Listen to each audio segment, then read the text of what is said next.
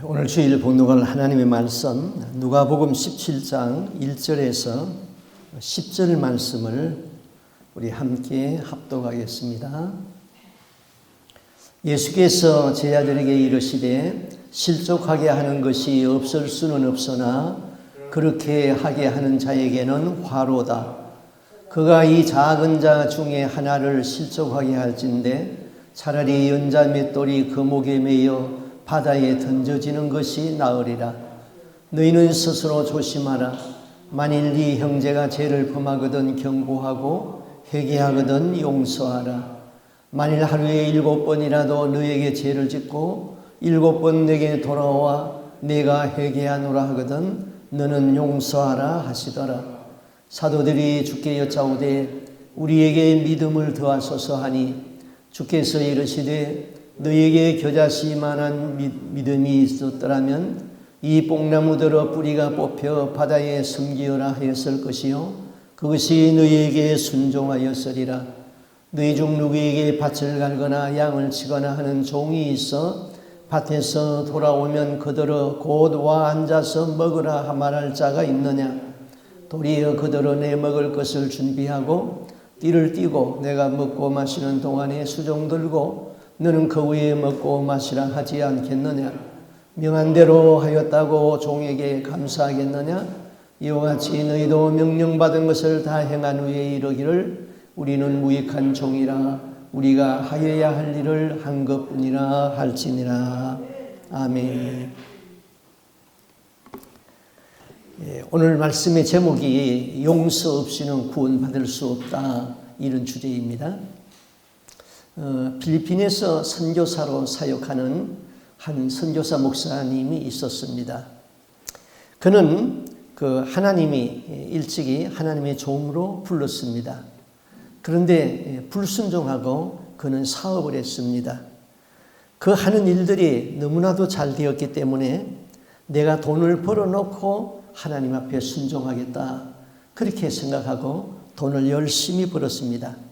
또 하는 일도 잘 되었습니다. 그런데 그는 어느 날 그만 심장마비가 일어나가지고는 병원에 입원했는데 수술대에서 죽었습니다. 그가 영이 이제 빠져나가서 천국문에 이르렀는데 그 천국문 앞 문에 들어갈 수가 없는 겁니다. 그때 주님이 나타나셔서 꾸짖었습니다. 너는 나에게 순종하지 아니었다고 불순종을 아주 책망을 받았습니다. 그리고 너는 결코 이 천국에 들어올 수 없다고 그랬습니다. 그때 이 사람은 그 영이 땅에 엎드려서 주님, 나에게 한 번만 더 기회를 달라고 요구했습니다. 그때 주님이 그래, 내가 한 번 더 너에게 기회를 주겠다. 그리고는 세상으로 돌아가기 전에 지옥을 확 보여주었어요. 근데 지옥의 그 불구덩이 속에서 자기 장모가 그 불구덩이 속에 있는 겁니다. 그래서 예수님에게 물었습니다. 주님, 나의 장모는 예수를 잘 믿은 사람인데 어찌하여서 저 지옥의 불구덩이 속에 있습니까? 그때 주님이 대답하기를 그는 나를 믿었지만은 그의 친척을 용서하지 못하였고 용서를 거부했기 때문에 그는 구원받을 수 없어 이 지옥에 떨어졌다는 것이죠. 그래서 그 목사님은 그런 것을 보고 다시 살아나서 그 필리핀에서 선교 사역을 하고 있었습니다. 자, 이 세상에는 용서를 받지 못해서 고통받는 사람이 있는가 하면은 또 용서할 수 없어서 고통받는 사람도 있습니다. 용서받아야 함에도 용서를 받지 못할 적에 그처럼 괴롭고 잠 못 이루는 것도 없을 것입니다. 그런가 하면은 용서하여야 함에도 용서할 수 없는 상태에 있는 사람도 괴로운 것입니다. 인간은 누구나 다 용서를 받아야 되고 또 용서해야 되는 것입니다. 다윗은 하나님 앞에서 죄를 짓고 용서받지 못하여서 고통받고 있을 적에 그는 이렇게 외쳤지요. 시편 32편 3절입니다. 내가 토술치 아니할 때에 종일 신음함으로 내 뼈가 새하는도다. 주의 손이 주야로 나를 누르시오니 내 진액이 화하여서 여름 가뭄에 마름 같습니다. 뼈가 마르는 고통 가운데서 용서받지 못한 괴로움을 신음하고 있었던 것이죠. 또 누군가를 용서하지 못하는 마음도 마찬가지지요. 사단이 그의 마음을 꽉 움켜쥐고 조이고 있기 때문에 용서가 안 되는 것이죠. 하나님에게 용서받지 못한 사람도 구원받을 수 없고 다른 사람을 용서할 수 없는 사람도 구원받을 수가 없는 것입니다. 여러분, 아직도 누군가가 미움에 꽉 차가지고 용서하지 못하고 섭섭한 마음과 분한 마음과 억울한 마음을 품고 있습니까? 다 용서해야지 천국 들어갈 수 있습니다. 구원받기 위해서는 용서가 필수적인 조건인 것이지요. C.S. 루이스라는 분이 이런 말을 했습니다. 용서는 참 아름다운 것이다. 그런데 다른 사람이 아닌 내가 원수를 용서해야 한다고 생각하면 문제는 달라진다 그랬습니다. 용서는 아름다운 것인데 다른 사람의 일은 쉽게 생각하지만은 그 일을 정작 내가 당면하게 되면은 큰 문제가 달라지는 것이죠. 자, 저 사람이 나에게 많은 상처를 주었습니다. 나는 예수 믿기 때문에 용서해야 합니다. 그런데 내 마음의 상처가 다 아물어져서 용서할 마음이 생기면은 저 사람을 용서하겠다. 그렇게 생각하고 있으면은 죽을 때까지 용서하지 못하고 죽습니다. 용서는 내가 결단하는 것이에요. 용서는 내가 용서한다고 선포해 버리는 것입니다. 나는 너를 용서한다 선포하면은 미움으로 얽매인 포성줄이 끊어지는 것이죠. 얼마 전에 다른 교회 성도님이었었는데 어떤 자매가 상처를 많이 받았습니다. 그런데 상담을 하고 기도를 저에게 받았습니다. 제가 그분을 위해서 기도하는데 한참 기도하는데 내 기도가 꽉 막히고 안 나가는 겁니다. 그래서 더 이상 기도가 되지 아니해서 눈을 뜨고 그에게 말했습니다. 자매님, 누군가를 미워하고 있죠? 그분이 나는 그 사람을 절대로 용서할 수 없습니다. 그래요? 용서해야지 하나님이 기도를 들으시는데요. 나는 도저히 그 사람을 용서할 수 없어요. 저 따라 하세요. 나는 그 사람을 용서한다. 처음에는 못 따라하더라고요. 두 번 강조하니까 겨우 기어들어가는 소리로 나는 그 사람을 용서한다 하더라고요. 나는 그 사람을 예수의 이름으로 용서한다. 나는 그 사람을 예수의 이름으로 용서한다. 그렇게 하는 순간에 그 사람이 울음이 꽉 터지더라고요. 그러면서 회개가 이루어졌습니다. 용서는 마음의 감정이 치유되어서 용서하는 것이 아닙니다. 예수의 이름으로 그냥 선포해 뿌리는 것입니다. 그러면은 나를 옥죄고 있던 사탄이 떠나버리게 되는 것이죠. 자, 오늘 본문은 예수님이 믿음과 용서에 대하여서 우리에게 말씀한 것입니다. 1절, 2절 말씀을 우리 한 번 더 같이 읽어볼까요? 예수께서 제자들에게 이르시되 실족해 하는 것이 없을 수는 없으나 있게 하는 자에게는 화로다. 저가 이 작은 자 중에 하나를 실족해 할진대 차라리 연자 맷돌을 그 목에 메우고 바다에 던지우는 것이 나으니라. 자, 여기 본문에서 우리가 해석할 단어들이 좀 있죠. 실족해 하는 일이 무엇인가? 또 소자, 작은 자는 누구인가? 이 실족하다 이 말은 걸려서 넘어지게 한다, 죄를 범하게 한다, 남을 시험 들게 한다 그런 뜻입니다. 다른 사람을 시험 들게 하는 사람은 자기 스스로 연자맷돌을 목에 메고 죽으라는 것이 아니라 연자맷돌이 목에 달려서 빠져 죽는 것이 낫다. 이거는 하나님 그 사람에 대한 심판이 크다는 것이죠. 다른 사람을 시험 들게 하는 사람은 목에 돌멩이 메우고 바다에 빠져 죽는 것이 낫습니다. 그것은 심판이 크다는 말씀이에요. 그러면은 소자, 작은 자는 누구입니까? 여기서는 어린아이를 가리킨 것이 아닙니다. 이제 예수 믿는 초신자를 작은 자라고 그랬습니다. 신앙이 어린 사람이 작은 자인 것입니다. 신앙이 어린 사람들을 시험 들게 하여서 교회 안 나오게 하는 일, 실족해 하는 일이 없을 수는 없다. 있다 이 말입니다. 그러나 신앙이 어린 사람들이 교회 나와가지고 그만 먼저 믿는 사람들에게 실망을 해가지고 신앙생활을 중단합니다. 그렇게 해서 남을 시험 들게 하는 사람은 목에 돌멩이가 메워가지고 죽는 것이 낫다. 받을 심판이 그만큼 크다는 것입니다. 자, 사람의 영혼은 예수님이 말씀하신 대로 온 천하를 주고도 바꿀 수 없다고 그랬죠. 그 귀한 영혼이 시험을 들어가지고 지옥으로 들어가는데 그 책임이 대단히 크잖아요. 자기 스스로 실족받는 거야 어찌할 수가 없겠지요. 그러나 다른 사람을 실족해 해서는 아니 되는 것입니다. 자, 3절 말씀을 한번 3절 4절 말씀을 보겠습니다.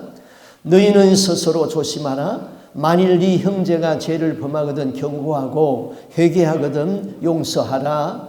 만일 하루에 7번이라도 내게 죄를 짓고 7번 내게 돌아와 내가 회개하노라 하거든 너는 용서하라 하시더라. 자, 어떤 성도가 내게 마음의 상처를 주었습니다. 그때 저 사람 이제는 다시는 안 볼 사람처럼 말하지 말라. 그러면 그 사람이 어떻게 와가지고 잘못됐다고 용서를 빕니까? 조금 상처받았다고 해가지고 내가 할 말, 하지 말아야 할 말, 막말 다 해버리면은 그 사람이 와서 어떻게 용서를 빕니까? 이제 예수 믿는 사람이 내게 상처를 주어도 그 사람은 주님이 말한 대로 작은 자인 것입니다. 그가 나 때문에 시험이 되어서 믿음 생활을 떠나게 하면은 아니 된다는 것이죠. 대개 우리는 어떻게 합니까? 대부분의 사람들은 그렇지 않은 사람도 있습니다만 나에게 상처를 준 사람에게 다 감정을 표현해 버립니다. 그에게 그냥 분풀이를 다 해버립니다. 한 번 얘기한 거 가지고는 직성이 안 풀리니까 2번, 3번 막 얘기해 버립니다. 그러면은 그 사람과 관계가 단절돼 버립니다. 그 사람이 다시는 오지 못합니다. 그렇게 하지 말라. 내 감정대로 다 하면은 그 사람은 다시 2번 다시 오지 못합니다. 그 사람이 나에게 상처를 주었을지라도 너그러이 말하고 순하게 말하면은 그 사람이 와서 잘못했다고 용서를 빌 수 있는 그런 마음을 남겨둬야 되는 것이죠. 그렇게 하루에 7번이라도 그래도 7번 다 그렇게 용서하라는 것입니다. 여러분, 내가 다른 사람이 나에게 상처 준 사람에게, 나에게 무리하게 대하는 사람에게 내가 너그럽게 대한다는 것 할 수 있습니까? 참 어렵지요. 그렇지만은 우리는 예수 믿고 집사되고 권사되고 장로 되었으니까 한 번쯤은 할 수 있겠죠. 그런데 2번, 3번 그렇게 하면 어떻게 합니까? 그 사람을 다시는 안 볼 것처럼 해버립니다. 그러면 원수가 돼버립니다. 원수 맺은 상태에서는 천국에 들어갈 수 없다는 것이죠. 우리는 법에 의한 엄중한 심판과 형벌이 사람을 사람답게 만드는 것은 아닙니다. 허물을 덮어주고 용서하고 사랑하는 것만이 사람을 개화시킬 수 있는 것입니다. 자, 기독교에서 가장 많이 사용되는 용어가 사랑, 구속, 속죄, 용서 이런 단어인 것입니다. 그럼 이 용서는 아버지의 성품이라고 그랬어요. 이 용서라는 말 속에는 3가지의 의미가 있습니다. 첫 번째로 죄를 덮는다. 상대방의 죄와 허물을 덮어준다는 것입니다. 자, 히브리 말로 기록되어진 구약 성경에서 이 카팔이라는 단어가 있습니다. 그 카팔이라는 단어가 덮어준다. 또 그것이 동시에 용서한다, 사죄한다, 또 속죄 이런 뜻으로 사용되고 있습니다. 다른 사람의 허물을 덮어주는 일은 예수님이 십자가에서 우리를 위하여 피를 흘려준 그 구속이라는 단어와 같다 이 말인 것입니다. 그 다음 용서는 치워버린다 그런 의미가 있습니다. 죄를 가지고 따지고 논쟁하면 안 됩니다. 죄는 치워버려야 되는 것입니다. 그 다음에 용서는 멀리 떠나보낸다 그런 의미가 있어요. 동이서에서 먼 것 같이 우리 죄를 멀리 떠나보내는 것이죠. 깊은 바다에 수장을 시키는 것이죠. 베드로가 예수님에게 이렇게 물었습니다. 마태복음 18장 2절에 보면은 이렇게 물었어요. 내 형제가 나에게 죄를 범하면은 몇 번이나 용서하여 주리이까? 그리고 스스로 대답하기를 7번까지 하오리까? 그랬어요. 예수님 당시에 그 랍비들의 교훈이 있었습니다. 그 랍비들의 교훈은 이렇게 말했습니다. 어떤 사람이 나에게 상처를 주었습니다. 그리고 용서를 빕니다. 그러면 용서해 주라. 그런데 두 번째 또 와가지고는 나에게 잘못을 하고 또 용서를 빕니다. 그럼 용서해 주라. 세 번째 와서 또 잘못하고 용서를 빕니다. 용서해 주라. 네 번째 또 잘못하고 와서 용서를 빕니다. 그때는 용서하지 말라 그랬어요. 그것이 예수님 당시의 랍비들의 교훈이었어요. 랍비들의 교훈 대단한 겁니다. 우리는 한 번도 용서 못해요. 그런데 랍비들은 3번까지 용서하라. 4번째는 용서하지 말라 그랬어요. 베드로는 예수님의 수제자쯤 되었으니까 랍비들보다는 나아야 되겠다. 그렇게 생각하고 예수님에게 어떤 사람이 나에게 죄를 범했습니다. 그러면 내가 몇 번까지 용서하리까? 그렇게 말하고는 칭찬받으려고 7번까지 하리까? 그랬습니다. 그때 예수님이 대답은 뭐라고 그랬습니까? 하루에 7번이라도 내게 죄를 범하고 7번 내게 돌아와 내게 회개하노라 하거든 용서하라 그랬습니다. 또 다른 성경에는 7번뿐만 아니라 7번씩 70번이라도 용서하라 그랬어요. 장난기가 심한 어느 목사님 아들이 있었어요. 그는 하루에도 무사히 보낼 날이 없었습니다. 집안에서 그릇을 깬다든지 이웃집에 유리창을 깬다든지 또 남을 때린다든지 자기가 다친다든지 하루라도 사고를 치지 않는 날이 없어요. 아버지는 걱정이 되었어요. 이러다가는 이 아이가 이게 불량배가 되지 않나. 그래가지고는 여간 걱정이 아닙니다. 그래서 하루는 그 아이를 붙들고 제의를 했습니다. 제발 일주일 동안만 무사하면은 내가 네가 원하는 자전거를 사주마 그랬어요. 아들은 아버지와 약속을 했습니다. 아들은 결심을 하고는 장난을 하지 아니했습니다. 일주일 동안 몸이 쑤셨습니다마는 참고 아무런 일도 하지 아니했습니다. 일주일이 되던 날 아버지는 이렇게 말했습니다. 그래, 잘했다. 일주일 동안 정말 무사했다. 약속대로 내가 자전거를 사주마. 그런데 그렇게 착한 아이가 그동안 왜 그 모양이었느냐? 그러니까 아이가 뻘떡 일어나면서 이렇게 말했습니다. 아버지는 하나님을 닮지 않았어요. 하나님은 죄를 용서하시고 기억지 않는다고 했는데 아버지는 하나님을 닮지 않았어요. 그러고는 뻘떡 일어나 버렸어요. 그렇습니다. 지난날 과거를 기억하고 그것을 또다시 끄집어내는 것은 용서한 게 아니에요. 지난날 용서한 것은 덜추지 말고 깨끗이 잊어버려야 되는 것이죠. 우리의 죄를 바다에 던지신 하나님은 기억지 않는다고 그랬어요. 그런데 사단은 어떻게 합니까? 하나님께서 바닷속에 수장시킨 죄를 자꾸 끄집어내가지고는 그것을 생각나게 하는 것이죠. 생각나서 회개가 이루어지면 좋은데 그것이 율법의 올무에 걸리게 하면 아니 된다 이것이죠.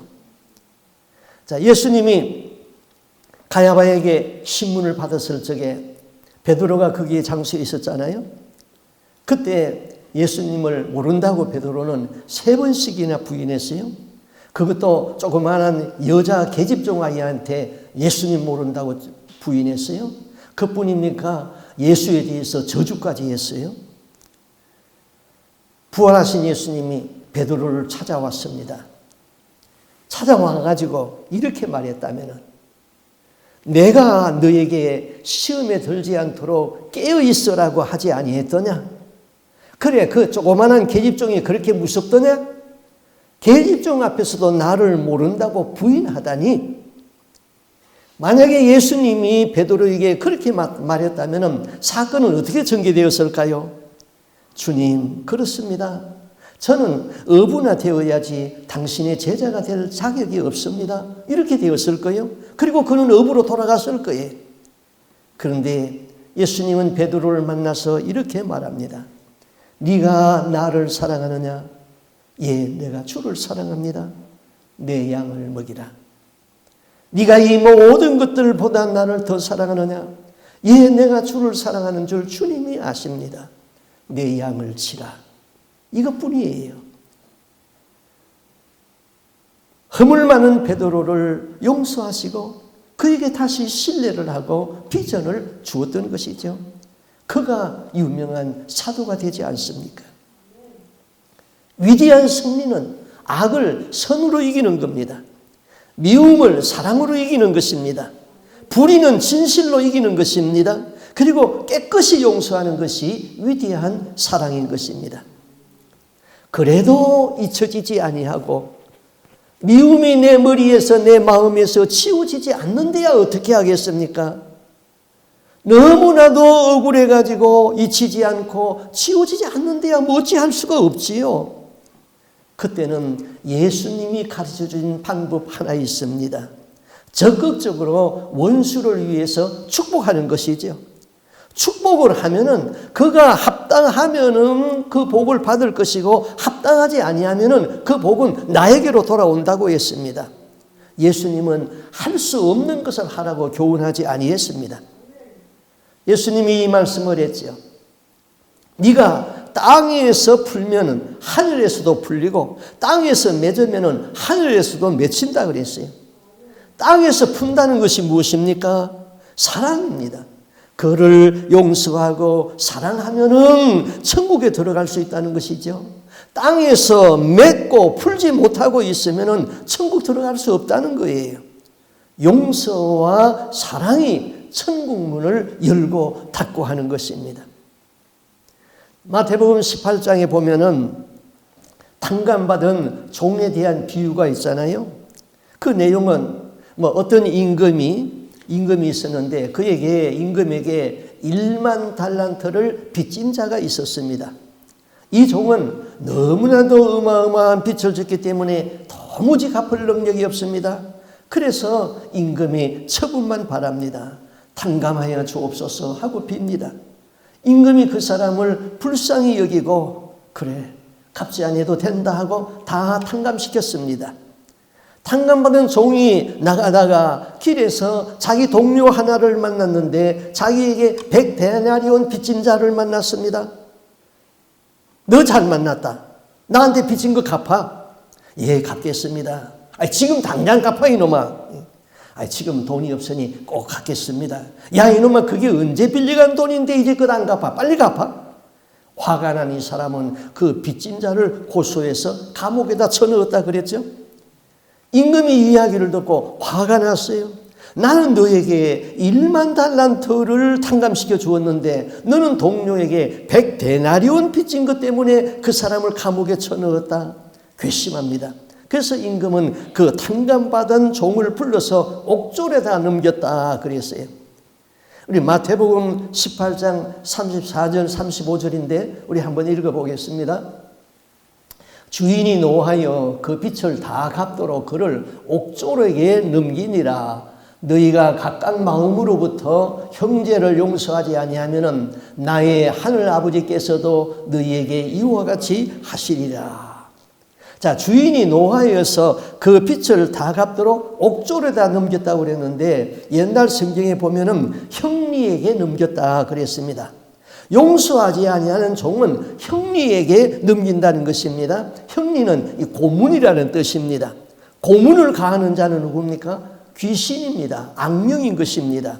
지옥에 던져서 지옥에서 고문을 받는다는 것이지요. 그러면은 1만 달란트와 100데나리온의 가치가 얼마나 다를까요? 우리는 달란트 그러면은 그냥 동전의 개념으로 합니다. 그게 아니에요. 달란트는 화폐의 단위가 아니고 무게의 단위인 것입니다.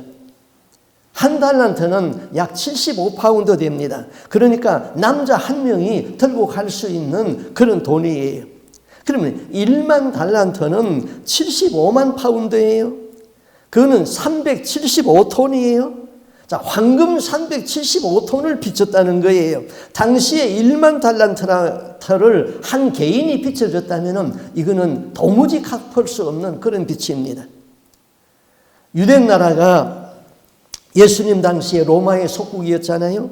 유대가 로마에 1년 동안에 바친 세금이 800달란트라고 그랬습니다. 다윗이 성전을 짓기 위하여서 모아놓은 돈이 금 3000달란트라고 그랬습니다. 스바 여왕이 솔로몬을 만나러 갈 적에 가지고 간 선물이 금 120달란트라고 그랬습니다. 이스라엘 백성들이 성전을 짓기 위하여서 모은 돈이 금 5000달란트라고 역대상 29절에 기록되었습니다. 그런데 종이 1만 달란트라고 하는 엄청난 빚을 졌으니 이거는 도저히 갚을 수 있는 능력이 없으니 주인에게 그저 무릎 꿇고 빌을 수밖에 없는 것이죠. 그러면은 100데나리온의 가치는 얼마일까요?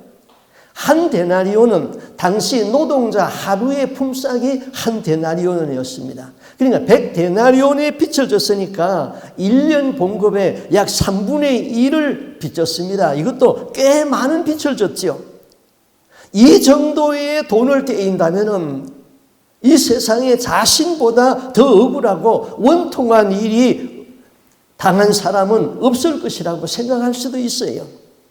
그러나 남을 용서하지 못하는 사람은 자신이 얼마나 크게 용서를 받았는지 잊어버리는 사람이에요. 내가 탕감받은 1만 달란트는 나의 죄값을 담당하고 예수님이 십자가에서 나를 천국으로 보내기 위하여서 생명을 바쳐서 흘리신 피값인 것입니다. 그거는 돈으로 계산이 안 되는 거예요. 하나님이 나를 위하여서 십자가에서 피 흘려서 나를 구원하였다. 내가 탕감받은 100데나리온은 이웃이 나에게 상처를 준 거예요. 그것은 1만 달란트와 100데나리온은 그 비교밖에 안 되는 것이죠. 우리는 내가 탕감받은 것에 대한 가치를 모르고 감사가 없습니다. 그러면서 이웃 간에는 내가 받은 상처 때문에 이놈 저놈 하면서 다시는 안 볼 것처럼 말도 하고 맺고 산단 말입니다. 이거 풀지 못하고 용서하지 못하면 구원에서 낙오되는 거예요. 그러므로 예수 믿으면서도 내게 상처 준 사람 용서하지 못하면 안 되는 것이죠. 많은 그리스도인들이 그냥 예수 믿기만 하면 돼. 그러면은 과거의 죄, 현재의 죄, 미래의 죄까지 다 용서받고 천국 간다고 그렇게 가르치는 교회가 너무나도 많아요. 성경을 제대로 알아야 되는 것입니다. 손양은 목사님 사랑의 원자탄 우리 그거 다 알고 있습니다. 여수 순천 반란 사건 때에 그의 두 아들 동인이와 동신이가 공산당원에게 물들은 김재선이라는 학생에게 둘 다 총살을 당해서 죽었습니다. 손양한 목사님은 자기 아들을 죽인 그 학생을 자기 양아들로 삼은 목사님이죠. 그 이후에 손양한 목사님은 6.25 때에 인민군에게 전도하다가 순교를 당했습니다. 그 손양은 목사님의 그 유복자로 태어난 아들이 있는데 제 신학교의 2년 후배였어요.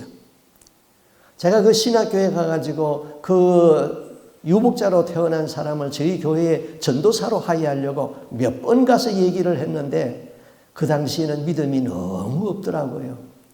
그리고 또 그분도 원치를 안 해가지고는 그냥 포기했는데요. 그분의 얘기를 들으면은 김재선이라는 이제 자기 아들을 죽인 사람을 양아들로 삼아가지고 자기 집에 와서 같이 사는데 자기 어머니가 잠을 자다가 칼을 들고 김재선의 방에 죽이려고 들어간 적이 몇 번 있었다는 거예요. 인간적으로는 이해가 가잖아요. 자기 두 아들을 죽인 원수가 옆방에서 자는데 그 얼마나 괘씸하고 얼마나 마음의 상처가 되겠어요. 뭐 손목사님이라고 갈등이 없겠어요? 갈등하지요. 뭐 당장이라도 죽이고 싶습니다. 매일매일 눈을 뜨면은 내 아들을 죽였던 그 원수와 같이 대면을 할 때마다 그 마음속에는 선과 악이 공존을 합니다. 죽이고 싶을 때도 있고 주님의 사랑이 덮여졌을 적에는 너무나도 불쌍하게 보이고 그래서 매일매일 살아갈 때 그는 주님 앞에 울부짖으면서 이렇게 기도를 합니다. 주여 나를 구원하여 주시옵소서. 이 사망의 늪에서 나를 구원하여 주시옵소서. 저 살인자를 사랑할 수 있는 마음을 주옵소서. 저 내 아들을 죽인 살인마를 사랑할 수 있게 하여 주옵소서. 주여 이 마음에 사랑의 은사를 주시옵소서. 주님의 마음을 주시옵소서. 그는 기도하면서 눈물 콧물이 줄줄 흐릅니다. 너무나도 간절하게 무릎을 꿇고 입술로만 사랑하는 것이 아니라 진심으로 저 원수를 사랑할 수 있게 해달라고 간절히 기도합니다. 그때 주님의 음성이 손양원 목사님에게 들렸습니다. 사랑하는 나의 아들아, 손양원 목사야, 너는 사랑하라. 네가 애타게 부르짖고 부르짖는 너의 눈물의 기도를 내가 들었노라. 너는 기뻐하고 기뻐하라. 내가 너에게 이제 기쁨을 줄 것이다. 이제 그 아들을 사랑할 수 있는 마음을 너에게 이 시간부터 부어주리라. 그러면서 손양원 목사님에게 가슴에 천국의 빛이 확 쏟아져 들어옵니다. 그때 눈물이 기쁨으로 변합니다. 목사님이 일어나 가지고는 기뻐서 춤을 덩실덩실 춥니다. 사랑의 은사가 그에게 임하였습니다. 그러면서 그 안에 있던 흑암의 권세가, 흑암의 세력이 다 순식간에 떠나버렸습니다. 사랑의 은사가 임하니까 그 두 아들을 죽인 그 원수를 양아들로 삼고 그를 부흥에 다닐 때마다 갈 때마다 그를 데리고 다니면서 은혜를 받게 하고 그가 끝까지 사랑으로 승리할 수가 있었습니다. 그래서 그의 별명은 사랑의 원자탄이라는 별명이 붙었던 것입니다. 정신과 의사나 과학자들의 말에 의하면 용서하지 못하는 마음과 고통스러운 마음을 품고 있으면 우리에게 관절염이나 암 같은 질병과도 상관이 있다고 그랬습니다. 우리는 모두 다 하늘의 법을 어긴 사람들이죠. 우리에게는 비통함이 있고 쓴뿌리 감정이 있습니다. 어떤 분이 책에서 그렇게 말했어요. 비통함은 실행에 옮기지 아니한 복수라 그랬습니다. 내 마음의 비통함은 내가 원하는 것만큼 복수하지 못했기 때문에 내 마음에 생겨나는 감정인 것입니다. 사람들은 이 용서하지 아니하는 죄를 간음죄를 저질렀거나 동성애를 한다거나 술 취하는 거나 이런 죄보다 그냥 가볍게 생각합니다. 하나님의 법은 그렇지 않아요. 다 같이 사형에 해당되는 거예요.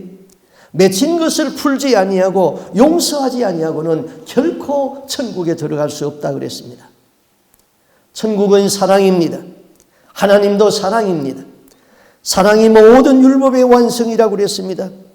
우리는 날마다 사랑의 은사를 구해야 됩니다. 사랑의 은사를 구하면은 하나님이 원수까지도 사랑할 수 있는 그런 사랑의 마음을 우리에게 주시는 것입니다. 사랑의 은사를 구하지 아니하면은 마귀는 계속해서 옥죄게 해가지고 풀지 못하게 합니다. 지금 내 감정은 내가 너무나도 상처를 받아가지고 용서하고 싶은 마음이 없습니다. 그래서 사랑할 수 있는 힘을 달라고, 사랑의 마음을 달라고 기도하는 것이죠. 마귀가 가장 두려워하는 것이 무엇인지 압니까? 마귀는 사랑 이야기 나오면 두려워합니다. 사람들에게 미움을 심어주고 서로 정오하게 하고 서로 싸워서 그래야 자기 백성이 되고 그 사람들을 지옥으로 그 영혼을 낚아채어 가는데, 사랑하면은 하나님의 사랑이 저에게 임해버리고 사랑하면은 천국 백성이 되니까 우리가 서로 사랑하면은 저 영혼이 천국에 들어갈 것이다. 마귀는 두려워 떠는 것이죠. 사랑이라는 말만 들으면은 마귀는 두려워 떠는 것입니다.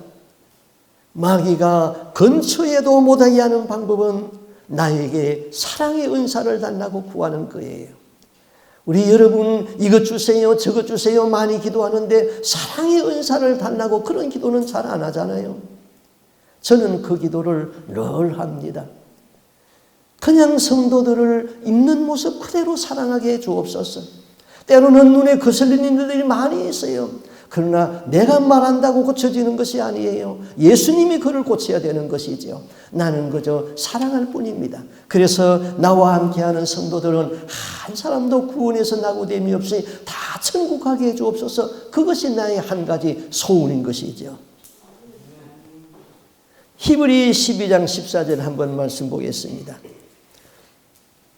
같이 한번 읽어볼까요? 모든 사람과 더불어 화평함과 거룩함을 따르라. 이것이 없이는 아무도 주를 보지 못하리라. 너희는 하나님의 은혜에 이르지 못하는 자가 없도록 하고 또 쓴뿌리가 나서 괴롭게 하여 많은 사람이 이로 말미암아 더럽게 되지 않게 하며. 우리 사람마다 이 쓴뿌리 감정이 속에 있잖아요.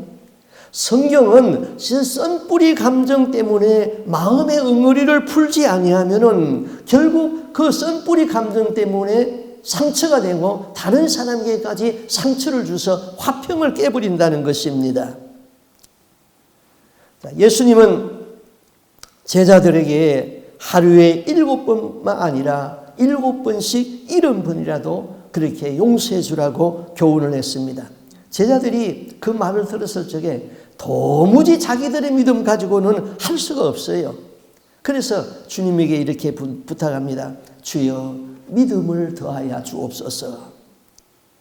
제자들이 믿음을 더하여 달라고 구한 것은 능력이 필요하기 때문에 믿음을 구한 것이 아니고 병을 고치기 위하여서 믿음을 구한 것도 아닙니다.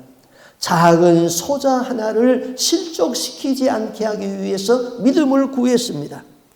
사람을 용서하고 사랑하기 위하여서 믿음을 구했습니다. 사도들이 주께 여짜오되 우리에게 믿음을 더하소서. 결국 믿음의 문제예요. 제자들이 예수님에게 믿음을 더하여 달라고 했을 적에 예수님이 이렇게 말씀했잖아요. 6절 말씀 우리 한번 같이 읽어보겠습니다. 주께서 이르시되 너희에게 겨자씨 한 알만한 믿음이 있었더라면 이 뽕나무들의 뿌리가 뽑혀 바다에 심지어라했을 것이요 그것이 너희에게 순종하였으리라. 주님은 제 아들을 보면서 너희는 믿음이 없어서 도무지 안 돼 그렇게 실망시키지 아니했습니다. 할 수 있다는 거예요. 자, 이스라엘의 뽕나무는 가로수인데 흔히 볼 수 있는 나무입니다. 그것은 뿌리가 깊기 때문에 쉽게 뽑히지 않습니다. 그런데 믿음으로 명령하면은 그 뽕나무도 뽑혀서 바다에 던지우라 하면은 던져진다는 것이죠. 주님은 너희에게 큰 바위만한 믿음이 있으면은 그렇게 말씀하지 아니했어요. 적기 작은 겨자씨만한 믿음이라고 그랬어요. 바위는 아무리 커도 거기는 생명력이 없어요. 겨자씨는 작지만은 거기에 생명이 있습니다. 그 씨는 심지어지면은 싹이 나고 자라나서 나무처럼 커지고 거기에 새들이 깃들일 수만큼 자란다고 그랬습니다. 믿음에는 생명력이 있다 이것입니다. 믿음은 자란다는 것입니다. 믿음이 자라서 할 수 있다는 것입니다. 당자도 성자가 될 수 있다는 것입니다. 강도도 변하여서 새 사람이 될 수 있다는 것입니다. 남에게 상처만 주는 사람도 믿음이 자라면 남을 도와줄 수 있는 사람이 될 수 있다는 것이지요. 믿음의 문제예요. 그러면서 마지막으로 주님은 무익한 종의 비유를 말씀했죠. 7절에서 10절 말씀입니다. 한번 같이 읽어보겠습니다. 너희 중에 누구에게 밭을 갈거나 양을 치거나 하는 종이 있어 밭에서 돌아오면은 그들은 곧 와 앉아서 먹으라 말할 자가 있느냐? 도리어 그들은 내 먹을 것을 준비하고 띠를 띠고 내가 먹고 마시는 동안에 수종 들고 너는 그 위에 먹고 마시라 하지 않겠느냐? 명한 대로 하였다고 종에게 감사하겠느냐? 이와 같이 너희도 명령받은 것을 다 행한 후에 이르기를 우리는 무익한 종이라 우리가 하여야 할 일을 한 것뿐이라 할지니라. 종은 주인의 소유물이고 주인에게 소속되어 있습니다. 일꾼은 일을 하면 싹스를 쥐어야 됩니다. 그러나 종은 삭시 없습니다. 보상도 없습니다. 명한 대로 다 했다고 살해하겠느냐? 종은 살해를 받지 못합니다. 명령받은 것을 다 행하고도 종이 해야 할 말은 딱 하나뿐입니다. 나는 무익한 종입니다. 그저 해야 할 일을 한 것뿐입니다. 이 말밖에 할 말이 없다는 것이죠. 예수님의 경우는 철저한 종의 신분으로 돌아가는 것이죠. 큰 믿음을 갖기를 원한다면 종의 의식을 가지라는 것입니다. 더 큰 능력을 행사하기를 원한다면 종의 철학을 가지고 살으라는 것입니다. 그러면 종의 신분, 종의 의식, 종의 철학은 무엇입니까? 기독교는 바로 섬김의 종교인 것이죠.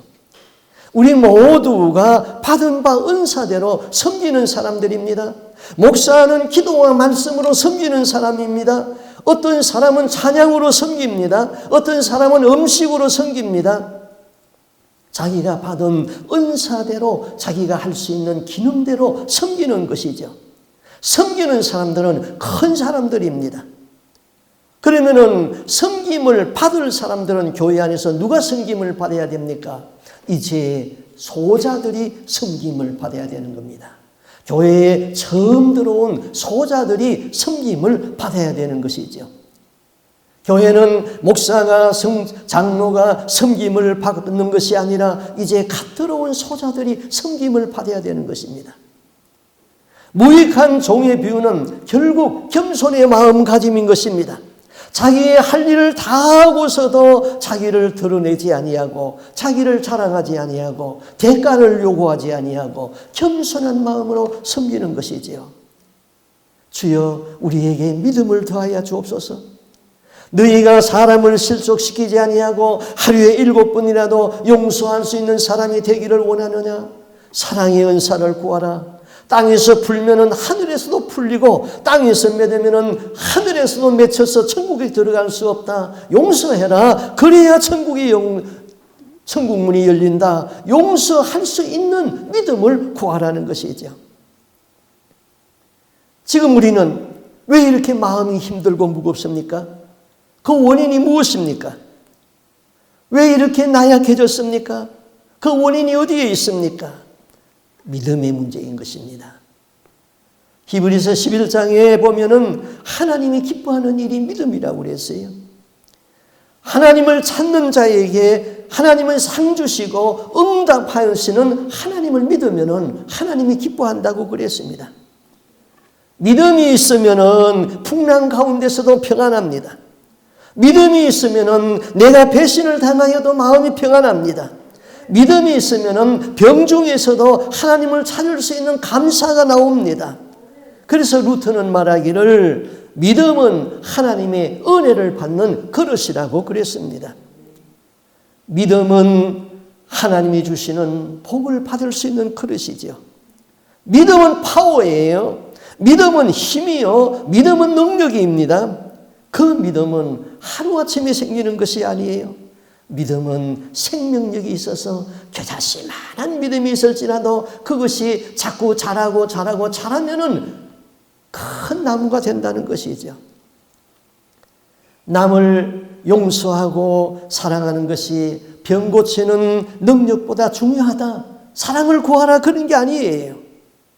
그러면은 사랑이신 우리가 사랑을 구하면은 사랑이신 하나님께서 우리에게 사랑의 은사를 준다는 것입니다.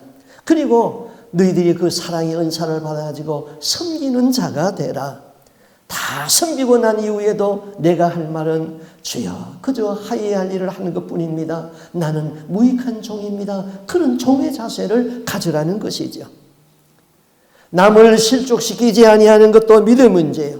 내가 상처를 주는 사람을 용서하는 것도 믿음의 문제입니다. 남이 나에게 와서 잘못을 하고 하루 7번씩이라도 용서를 빌 수 있도록 아량을 베푸는 것도 사랑의 문제인 것이고 믿음의 문제인 것입니다. 이런 믿음을 원한다면 총의 신분을 가지세요. 그리고 내가 할 일을 다 한 후에도 나의 할 일을 한 것뿐입니다. 나는 무익한 종입니다. 이 말만 우리에게 있기를 바랍니다. 아멘. 우리 눈을 감고 기도의 자세를 취합시다.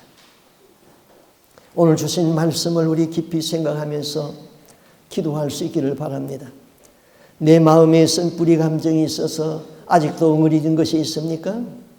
그래서 아직도 미운 마음을 가지고 있습니까? 용서가 안 될 줄 압니다. 이대로 안고 가다가는 구원에서 낙오됩니다. 나에게 사랑의 은사를 달라고 기도하세요. 용서할 수 있는 마음을 달라고 기도하세요. 쓴뿌리 감정이 치유하게 되게 해달라고 기도하세요. 그리고 선포하세요. 나는 예수의 이름으로 그 사람을 사랑합니다 하고 선포해 버리세요. 내게 무리하게 대하고 상처 주는 사람을 다시는 안 볼 것처럼 말한 적은 없습니까? 그래서 다른 사람을 실족시키지는 않았습니까? 겨자씨만한 믿음이라도 달라고 예수님에게 구하세요.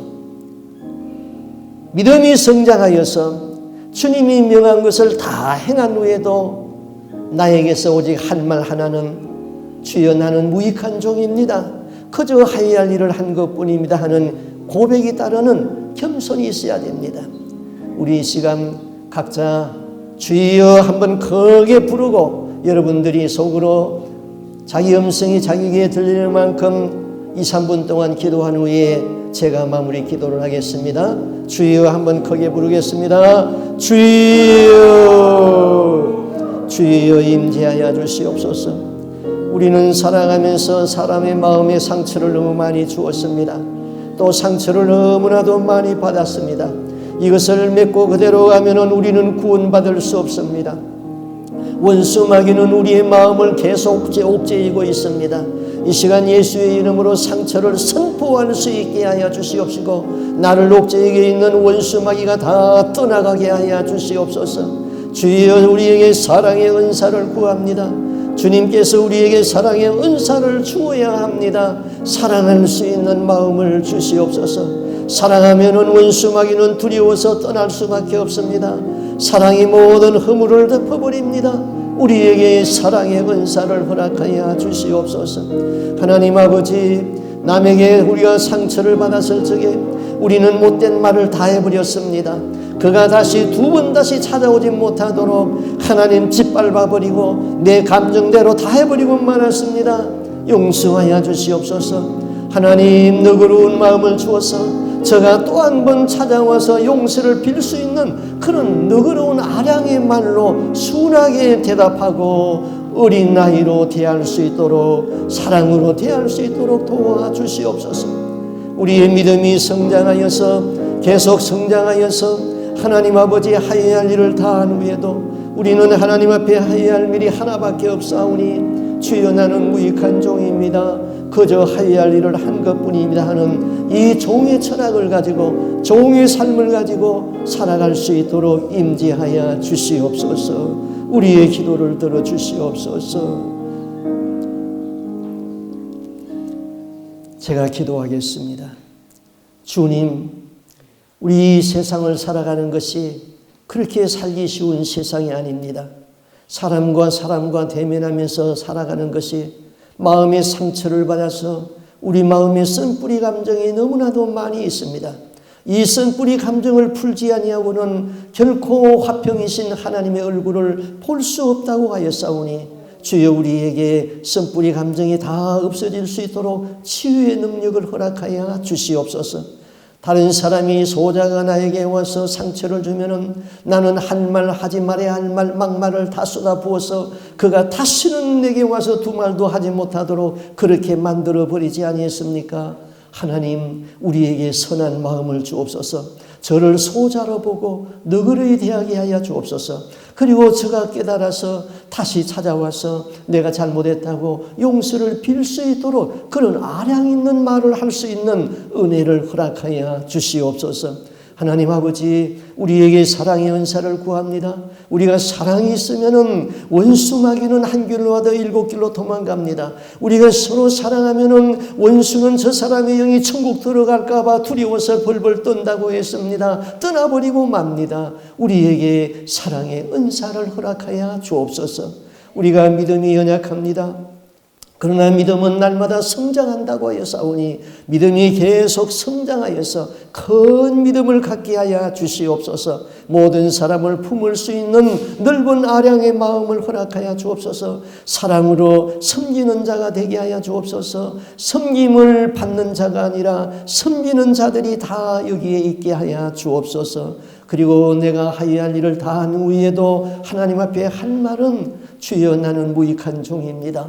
그저 하여야 할 일을 한 것뿐입니다 하는 이 겸손의 마음, 종의 마음, 종의 삶의 철학을 가지고 우리가 인생을 승리하게 하여 주옵소서. 하나님 앞에 간절히 기도하옵는 것은 여기에 같이 신앙생활하는 우리 성도들이 서로 사랑하고 계명에 순종하여서 한 사람도 구원에 낙오됨이 없이 다 천국 가는 것이 이 종의 소원 그것 하나뿐입니다. 주님께서 이 기도를 들어주시고 구원에 낙오되는 사람이 한 사람도 없도록 은혜 베풀어 주시옵소서. 이 모든 말씀 주 예수 그리스도 이름으로 기도하옵나이다.